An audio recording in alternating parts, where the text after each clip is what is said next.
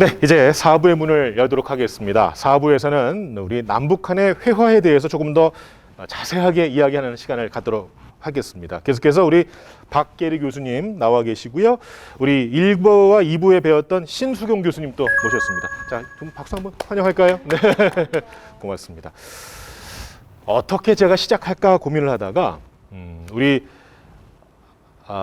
남과 북의 경험을 다 갖고 있는 우리 아티스트 우리 강춘영님을 4부에 모셨거든요. 박수를 한번 다시 환영할까요? 자, 강춘영님. 네.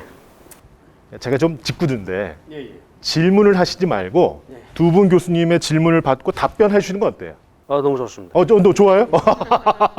좋다고 말씀하셨습니다. 자, 그렇다면 박계리 교수님께 먼저 기회를 드릴게요.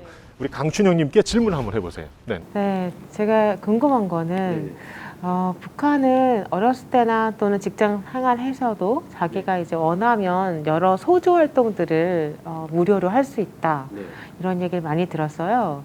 그래서 어떤 소조 활동을 했는지 그리고 그 안에서 어떤 것들을 배웠었는지 궁금합니다. 답변 가능하세요? 예. 너무 준비되어 있는 느낌이신데? 네네. 예, 그냥 저 같은 경우는 워낙 어릴 때부터 미술을 좋아해가지고 또 주변에 그런 친구들 같이 이제 학교에서 또 눈에 띌 거 아닙니까 선생님들에게. 그래가지고 저희 방과후에 소조 활동이 있는데 뭐 체육부, 미술부, 저희 북한에서 도화공작이라고 하거든요. 그래서 저희 그림 좀 그리는 친구들끼리 이제 모여서 소조 활동을 하는데 대부분은 이제 뭐 그림 그리는 게 뭐 백두산을 그리거나 정일봉을 그리거나 그리고 뭐 미군을 그리는데 미군이 이제 쓰러지는 모습을 그리거나 뭐 이런 식으로 해가지고 또 저희가 그 그림을 그리는 친구들 중에 이제 역할을 맡는 게 있어요. 매 밤마다 뒤에 학교 밤마다 이제 게시판이 있는데 그 게시판을 본인이 해야 돼요. 그림 잘 그리는 친구들은. 그래서 게시판에 항상 게시판 그림들을 1년에 한 2번씩 그려 했고 그리고 소조 활동에서 좀 어릴 때 진짜 재능이 있다 이런 친구들은 바로 스카우트 해가지고 궁전이나 이런 데 데려가거든요. 그런데 또 그 부분에 있어서도 또 어느 정도 집안의 토대도 보고 그리고 뭐 어느 정도 재산이 있는 것도 보게 되겠죠. 그래가지고 능력 있는 진짜 어릴 때 한 5살부터 그런 서예나 미술 그다음에 그림이나 이런 친구들은 다 그렇게 스카우트 해가지고 가는 걸로 알고 있습니다. 우리는 전통 미술에 대한 연구들은 여러 미술사학과들이 있기 때문에 미술사학이라는 학문이 이제 근대기에 만들어지면서 체계적으로 연구를 하죠. 전통 미술에 대해서. 그래서 여러 분야가 빠짐없이 다 계승되려고 노력하고 있다고 보시면 될 것 같고요. 북한은 잘 아시겠지만 1950년대에 여러 논쟁들이 있었습니다. 여러 논쟁들을 하면서 사회주의적 내용을 민족적 형식에 담자라는 스탈린 태제가 수입이 됐고 거기에 동의를 했어요.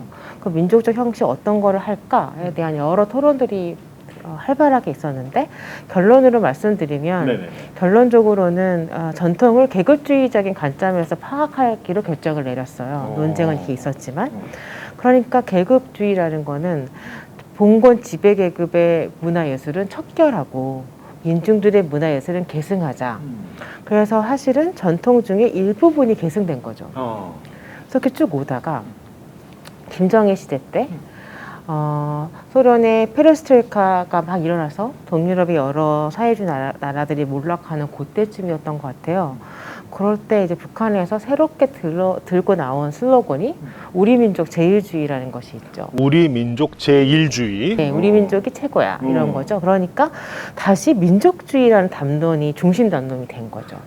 그러니까 이런 바깥의 변화, 사회주의 나라들의 변화를 보면서 사회주의라는 것 말고 민족주의라는 하드가 또 결합이 돼야 여러 내부적인 단속이나 여러 가지 것이 유의미하겠다라는 생각을 한 거예요. 그래서 우리 민족 제일주의 담론이 슬로건이 나오면서 그 전에 척결했던 그러니까 봉건 지배계급의 미술이라고 해서 아웃시켰던 미술의 문이나라든가 뭐 음악의 궁중에 쓰는 아악이라든가 이런 것들을 다 복권시켜요. 그래서 그런 미술 문화들을 다시 계승하려고 하는 거죠. 그런데 그게 사실은 80년대 후반 90년대면 분단된 지 굉장히 오래됐잖아요. 네. 한 40년, 뭐 50. 그래서 사실은 그 이후에 태어나서 교육받은 사람들은 그 전통 모르죠. 공부한 적이 없기 때문에. 그래 너무너무 다행히 뭐 정종료라든가 그러니까 얼북 미술가 중에서 평양미대 교수를 하면서 아직 돌아가지 않으신 네네. 분들이 살아계셔서 이것이 해금이 된과 동시에 교재를 막 만들어낼 수 있는 거죠. 그래서 문이나 사군자는 어떻게 해야 되고 이거를 다 교재를 만들어서 실은 아슬아슬하게 이게 다 계승이 된 거죠. 그래서 지금은 아주 좋은 환경이죠. 지금 만약에 남북교류를 한다. 그러면 전통과 관련돼서는 북한하고 부딪힐 게 거의 없다고 보시면 돼요. 예. 전통의 부분에서는 북한이 그걸 다 열었기 때문에 우리가 같은 전통을 공유하는 한민족으로서는 이제 그 전통을 계승하는 여러 가지 프로그램들을 할 수 있다. 이렇게 말씀드릴 수 있을 것 같아요. 용어 자체에 대해서 얘기를 해보자면 네네. 뭐 그 미술사 하시는 분들은 잘 아실 거예요. 네. 이제 우리가 그 일제 해방 전까지는 동양화라는 용어를 써요. 동양화. 네. 네, 그리고 사실 그 용어는 지금도 그 남쪽의 미술 대학들은 어떤 학교는 동양학과라고 하고 어떤 학교는 한국학과라고 하고 어떤 학교는 또 회화과라고 하고 아직도 이게 정리가 안 돼 있어요. 남쪽에서는. 그래서 이제 동양화라는 말 자체를 우리가 불우한 언어다 이렇게 또 얘기할 정도로 탄생 자체가 불우하다고 네네. 얘기를 해요. 왜냐하면 그게 이제 이 동양화라는 용어 자체가 일제강점기 때 조선미술 전람회를 열어야 되는데 일본인이 이제 그 제도를 만들었잖아요. 그러니까 그리고 일본인 화가들이 여기에서 이제 초기에는 굉장히 많이 출품을 하는데 그 일본인 화가가 조선화라고 할 수도 없고 그 일본인이 그린 그림을 그렇다고 여기 와가지고 했는데 일본어라고도 할 수 없고 그러니까 동양화라는 말이 이제 그때부터 쓰여진 거예요. 그래서 이제 동양화라는 말이 오랫동안 사용이 됐는데 이제 그 북한에서는 그 제가 알기로 올라가서 이제 그 김용준 같은 경우 모피라 뭐 동양화 이런 말들이 초기에는 좀 혼용이 됐던 것 같아요. 근데 이제 조선화라는 말로 이렇게 이제 정리가 됐던 거죠. 그리고 저희 같은 경우 이제 아직도 서양화란 말을 써요. 네. 근데 서양화가 그럼 서양인이 그린 거냐 아니면 이제 한국인이 그린 거냐. 사실 재료로 보면 유화라고 해야지 맞아요. 북한처럼. 그러니까 이제 그 조선화란 말 자체는 제가 볼 때는 이제 북한의 조선화에는 그 어떤 양식적인 그렇게 이제 재료적인 차이도 있지만 그러니까 유화하고 조선화하고 이렇게 봤을 때는 조선화 자체는 굉장히 이렇게 넓은 의미의 이제 북한에서 그리는 회화라는 넓은 의미가 일단은 이제 이렇게 들어가 있고 그 중에서 더 이제 북한식의 어떤 민족주의적인 양식이 들어가 있는 그런 식으로 사용하고 있죠. 지금 이제 용어 얘기가 나왔는데 네네네네. 우리는 사실은 어떤 분위기냐면 이제 한국화나 유화나 이거를 별로 구분하고 싶어하지 않아요. 학생들이 뭐 나도 뭐 유화 서양학과 뭐 가도 뭐 캔버스에 먹을 칠할 수도 있고 뭐 종이에다가 꼭 먹이 아니라 뭐 아크릴을 바를 수도 있고 뭐 내가 하고 싶은 거 다 섞으면 되지. 내가 무슨 한국화 전공이라고 해서 꼭 종이에다 먹만 쓰고 말이야. 유화 전공이라고 해서 캔버스에 유화만 이런 생각들이 별로 없어요. 배고 싶지 않고. 네네. 그러다 보니까 막 섞어 쓰고, 그리고 우리 뭐라고 하지 않고, 그러다 보니까 전공이 뭐야? 그러면 평면입니다. 이렇게 말해요.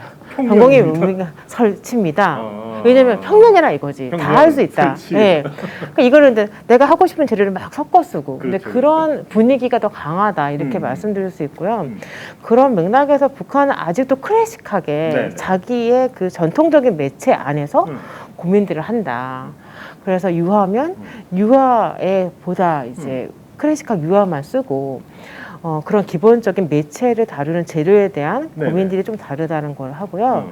그리고 나서 북한은 우리식 유화라는 걸 강조하고 있어요. 우리식 유화라는 건 뭐냐면 밝은 거예요. 그러니까 혁명적 낙관주의라고 해서 이렇게 우리 사회가 미래가 밝고 지금도 굉장히 잘하고 있다.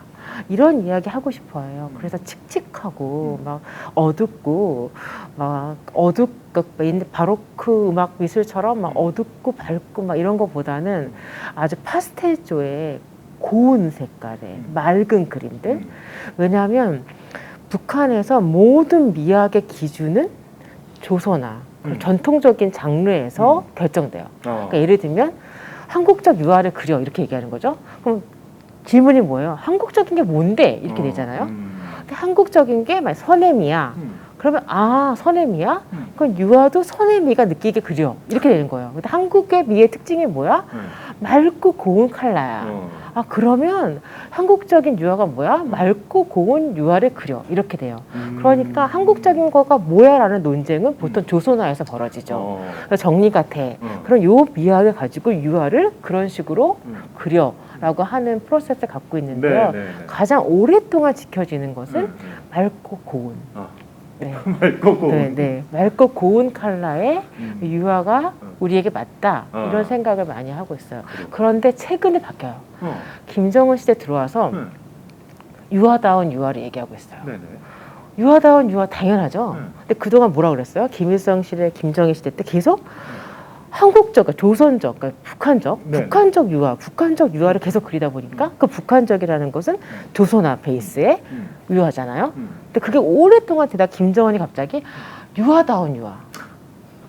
당연한 건데 그런 유화다운 유화를 그리라고 얘기하는 큰 변화예요. 아주 혁명적 변화인데 그래서 큰 어떻게 우리 입장에 당연하지만 북한 안에서는 큰 변화들이 지금 일어나고 있다 이렇게 말씀드릴 수 있습니다.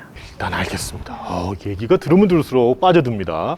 저는 이제 남쪽에서 그림을 배울 때 하고 북쪽에서 하고 어떤 차이점이 가장 이렇게 피부에 와닿는지 아까 이제 색채 얘기는 했었어요. 그러니까 재료 얘기, 재료라든지 근데 그 어떤 차이점이 있는지 교육에 굉장히 우리가 북한 미술 하면은 폐쇄적이고 막 그 교육 자체가 그렇다고 생각을 하잖아요.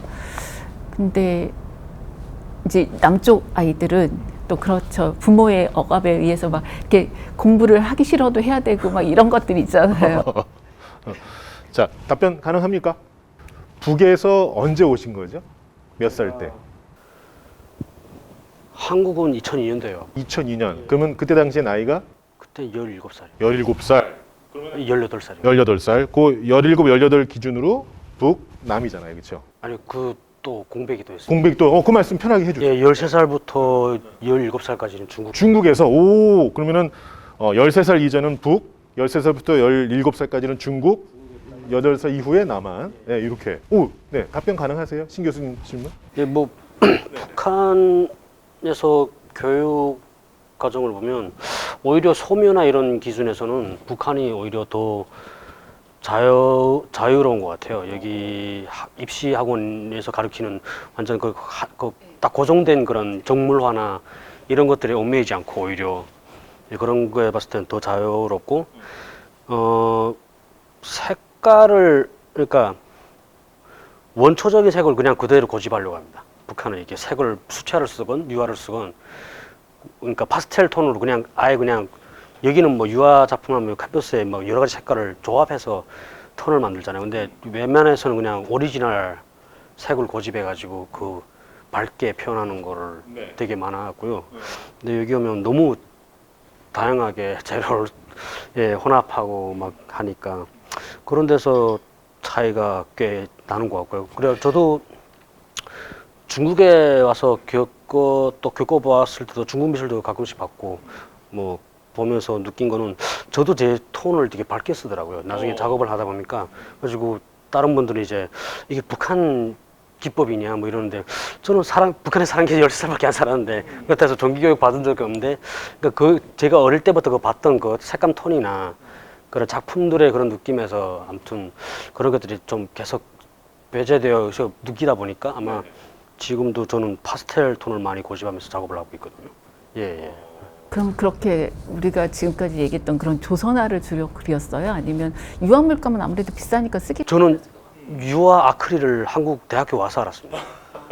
예. 수채화를 했는데 수채화는 여기서 입시미술 같은 경우는 수채화를 좀 신기했습니다. 이게 붓을 물을 묻히고 또 겹치가는 걸 보고 수채화를 이렇게 했는데 이게 입체가 이렇게 종물화가 나오는구나라고 신기하게.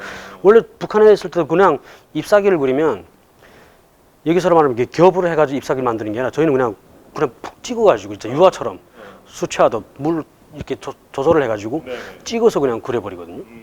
그런 게 기법에서도 너무 달랐고 예. 그럼 그게 이렇게 번지고 그런 게 일종의 몰골법 아니에요?